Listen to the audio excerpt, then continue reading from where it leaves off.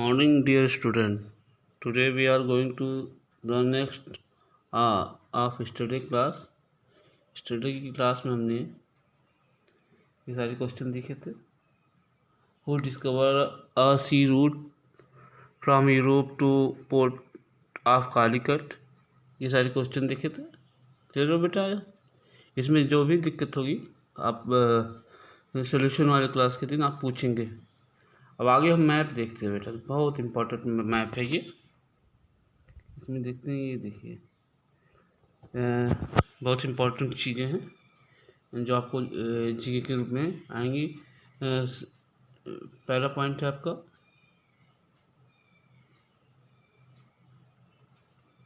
कि 1600 में formation of East India company हुई. उसके बाद 1615 में 1650 में सर थॉमस लो ऑब्टेन फरमान फ्रॉम जागीर, और 1615 में जागीर से फरमान सर थॉमस लो ने प्राप्त किया. और 1639 में सेंट फोर्ट जॉर्ज ने मद्रास में अपना फोर्ट स्थापित किया. इसके बाद है 1640 में फर्स्ट हुगली में स्थापित हुई फैक्ट्री. फोर्ट विलियम कलकत्ता में बनाया गया, ये तो आप जानते ही हैं. 1746 से कर्नाटक वार हुआ. कहाँ तक? 1765 तक, जिसमें फ्रेंच जो east India company, French east India company को ब्रिटिशों ने खदेड़ दिया.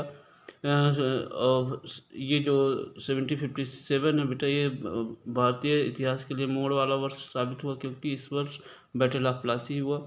1764 में ब्रिटिश जो थे यूरोपीय शक्ति में सर्वोच्च बन गए भारत में, क्योंकि इसमें संयुक्त शक्ति अवध और बंगाल और मराठा को इन्होंने संयुक्त रूप से हराया. और 1765 में कंपनी अवध की टेरिटरी में भी, जो अवध उसमें सबसे मजबूत और सशक्त माना जाता था, प्रवेश कर गई 1765 में. क्लियर हो बेटा? अब आगे चलते हैं. ये सारी चीज़ें देखिए उनके क्या हैं, सेटलमेंट हैं. ये जो पॉइंट हैं, चाहे ये पॉइंट हुए विशाखापट्टनम, कलकत्ता, मद्रास, ये निज़ाम की डोमिनेशन है. हैदराबाद है, यहाँ पे भोसले यहाँ पे रहते थे, गायकवाड़ यहाँ पे रहते थे, बंगाल यहाँ पे देख रहे हैं आप, होलकर, ये मराठा बेटा. आगे देखेंगे हम लोग. आप ये जानते हैं कि ईस्ट इंडिया कंपनी की स्थापना 1600 में एलिजाबेथ के निर्देश से हुई थी. अब आगे देखेंगे उसी में थोड़ा सा.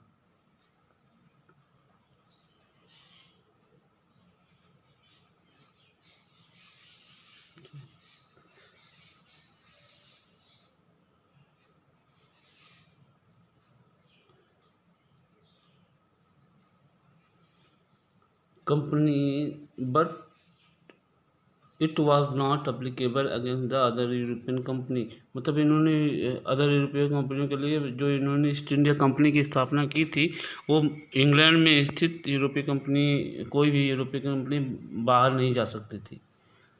ठीक है, मतलब कि ईस्ट के साथ व्यापार नहीं कर सकती थी, जबकि अन्य कंपनियों के लिए ये बातें लागू नहीं थी. European buys from for same products from India, the demand of supply equation, thus the cause of higher prices for the goods, which was to reduce their profit.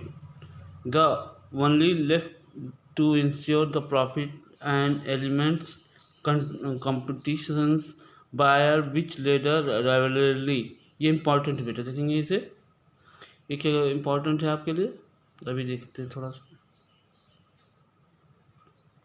कि the only way left to ensure profit was eliminate competition of buyer, which led to rivalries and fierce battle between trading companies. ये बेटा ये इधर का question है. ये जब भी हम ऊपर पढ़ेंगे, इसका आंसर है कि क्या कारण था ट्रेडिंग कंपनियों के बीच. The element of competitions buyer which later rivalry and hence fierce battles between the trading companies. Clear हुआ। They block the trade route, वो क्या करते थे बेटा, they block the trade route, prevent a free movement of ship laden with goods having sank so as a gain a monopolistic benefits। मतलब उनकी चाहे जहाज़ों को रोक देते थे, सामान को, मतलब कि उनके जो भी प्रोडक्ट्स होते थे उसको ट्रेडिंग में रोक लगाते थे, व्यापार करने में रोक लगाते थे। Such rivalries also necessitate the constructions of fortifications around their trading posts and settlements। ऐसी तरह की राइवलरी, इस तरह की विरोधाभास कहाँ कहाँ देखने पड़े, जब वो अपने आप को कंस्ट्रक्शन करते थे, फोर्टिफाइड करते थे अराउंड अपने ट्रेडिंग पोस्ट के और सेटलमेंट के अंतर्गत। Small armies were required to protect their economic interest but all these again started taking away of proportion of profit. मतलब ये सारी चीज़ें करने पे उनको क्या चला जाता था, अब एक प्रॉफिट का एक हिस्सा चला जाता था। On other hand establish of fortifications on the foreign soil, India led a conflict with the local ruler and it is the which cause the political alignment to take shape. मतलब कि जब वो लोग यहाँ पे फोर्टिफिकेशन करने लगे तो विदेशी ज़मीन पे यानी इंडिया की ज़मीन पे, तो वहाँ पे कॉन्फ्लिक्ट हुआ किसके, लोकल रूलर के साथ। तो ऐसे ही पहली घटना हुई बेटा बंगाल में, कॉन्क्विस्ट ऑफ बंगाल। अब देखेंगे the East India Company was set up their first factory on the bank of Hooghly in 1651। The company traders in those time known as a factors operated from the base which was essentially of warehouse and also had its head office. This factory led to the settlement of merchants and traders in its vicinity and that how to buy 1697 the company started to make effort around the settlement। मतलब कलकत्ता में 1697 में company ने अपने settlement के आसपास fortification करना चालू किया। In couple of year the company obtain zamindari rights over the 3 village. कुछ ही समय में वहाँ कंपनी ने 3 गांव की जमींदारी ले ली। वो 3 गांव कौन कौन से थे बेटा, one of which village was called Kalikata which later grew into the city of Calcutta now as Kolkata. ये जो 3 गांव लिए थे बेटा उसमें एक तो आप ये जान ही रहे हैं, एक गोविंदपुरा था, गोविंदपुरा, और दूसरा था बेटा, एक गोविंदपुरा था, दूसरा था सातानुती। ये 3 गांव लिए थे, कोलिकाता, सातानुती और गोविंदपुरा। ठीक है, इन 3 गांवों की जिम्मेदारी ली थी। The containment of expressions of East India Company raised the alarm along the local Nawab, which led the famous Battle of Plassey in 1757।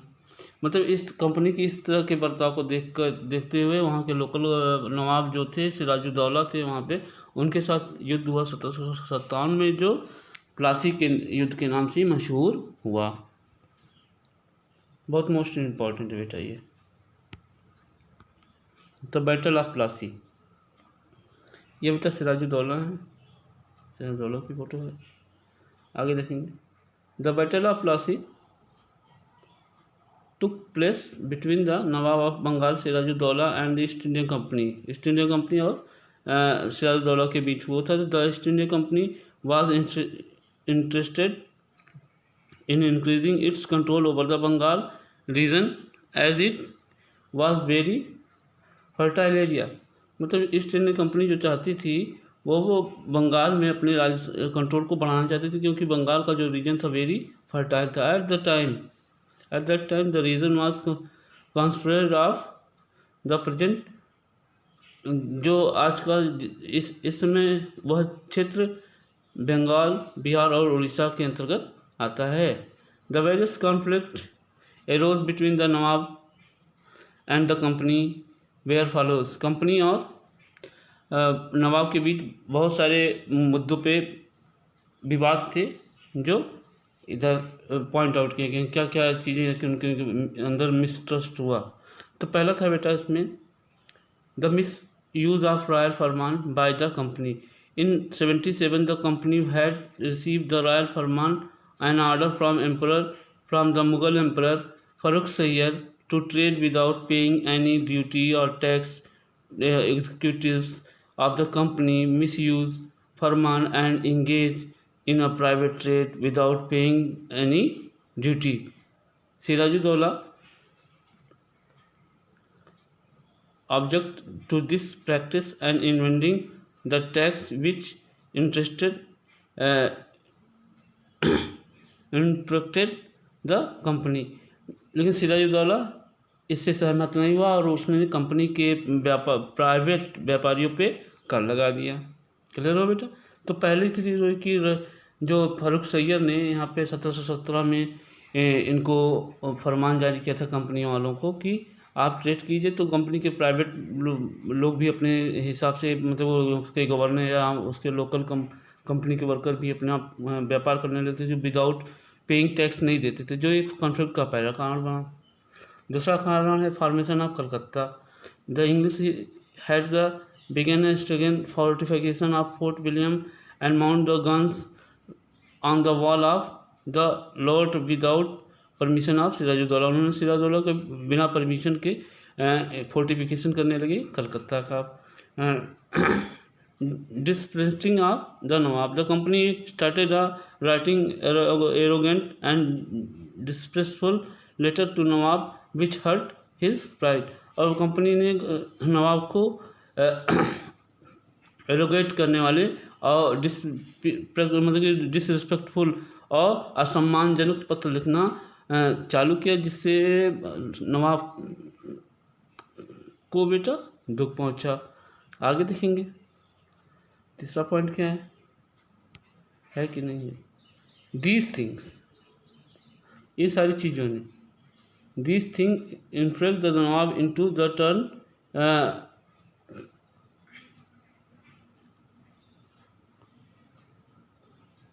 These things infuriated the Nawab, who instructed the company to stop meddling in the political affairs, stop fortification and pay to the taxes। इन सारे कारणों ने नवाब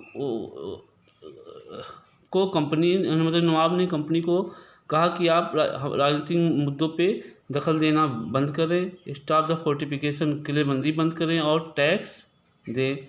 this the negotiations between the nawab and the company fail and the nawab led to soldiers the company fort at Kasimbazar. मतलब जो इनके बीच negotiation हुआ, मतलब नकारी इन सारी चीज़ों को, तो नवाब ने क्रुद्ध होकर कासिम बाजार स्थित कंपनी की factory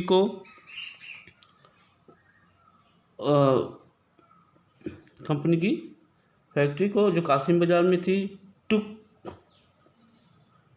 over warehouse, captured the officials and disarmed their soldiers. He block the English ships and merchant to Calcutta, establish the control over the fort. उन्होंने कासिम बाजार स्थित इनकी फैक्ट्री को, इनकी जो फोर्ट थी उस पर कब्जा किया और जो भी उनकी व्यापार से संबंधित गतिविधियाँ थी सबको ठप कर दिया।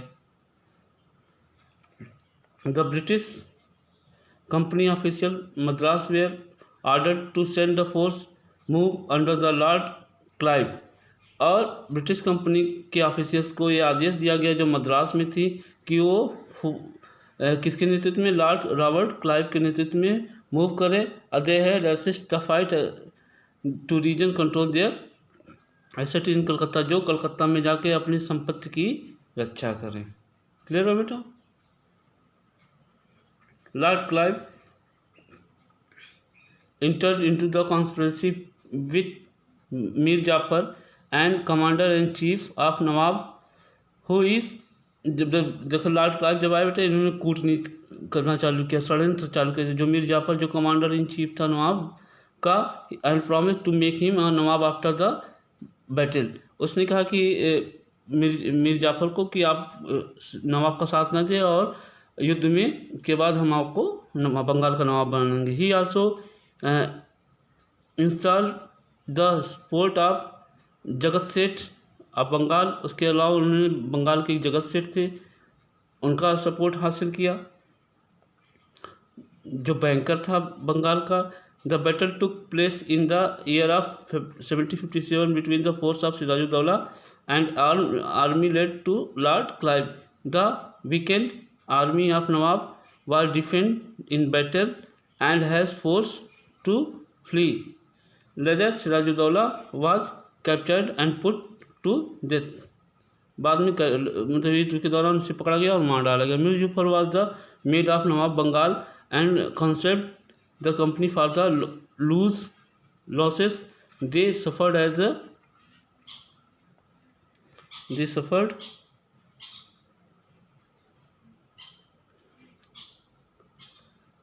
a capturing of Calcutta. Mir Jafar distribute a large sums of gifts and to the company officials. He was mostly puppet on the hand of British, मतलब वो ब्रिटिश के हाथों की क्या बन गया बेटा? पॉपेट यानी कठपुतली बन गया। The battle of Plassey led the conquest of Bengal and paved way of British rule in India. It is exposed the weekend of the army and Indian नवाब। इस युद्ध ने भारतीयों की कमी को भारतीय सेना की कमी को उजागर किया और नवाबों की कमी को उजागर किया। बेटा ये हुई आज की क्लास। इससे संबंधित जो कुछ क्वेश्चन हैं ये आपके नीचे हैं, इसको आपका सॉल्व करेंगे। आज की क्लास होती है ओवर। Thank you.